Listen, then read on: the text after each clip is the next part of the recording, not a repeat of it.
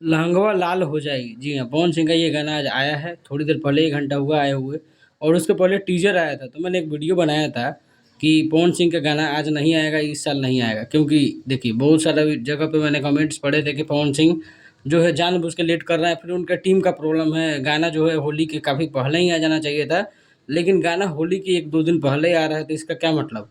अब teaser launch के उसमें टाइम नहीं दिया गया था कि कब लॉन्च होगा, कब गाना आएगा, इसलिए मैंने वीडियो बना लिया था कि गाना नहीं आएगा, अगले साल आएगा। क्योंकि मुझे भी अच्छा नहीं लगा था, क्योंकि खेसारी लाल का गाना ही सिर्फ़ होली का सुनने को मिल रहा था और बाकी लोगों का, और पवन सिंह का गाने मुझे सुनने को नहीं मिल रहे थे इस साल के।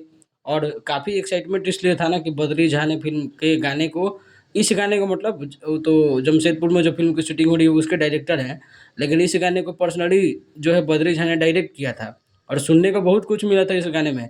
इसलिए इस गाने का इंतज़ार काफ़ी दिनों से हो रहा था। इस गाने की शूटिंग 10-15 दिन पहले हो चुकी थी।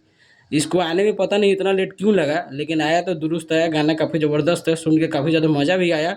लेकिन ये है कि 3-4 दिन पहले, कम से कम 3-4 दिन पहले भी गाने को रिलीज़ कर देना चाहिए था। इतना नज़दीक में आएगा, होली के 1-2 दिन पहले गाना आ रहा है, तो इस साल का एक ही गाना सुनने को मिलेगा पवन सिंह का, बाकी तो पुराने गाने हैं। बाकी एक और बात कि इस गाने में जो पवन सिंह का लुक दिखाई दे रहा है, काफ़ी ज़बरदस्त, काफ़ी यंग और काफ़ी ज़्यादा फिट दिखाई दे रहे हैं पवन सिंह।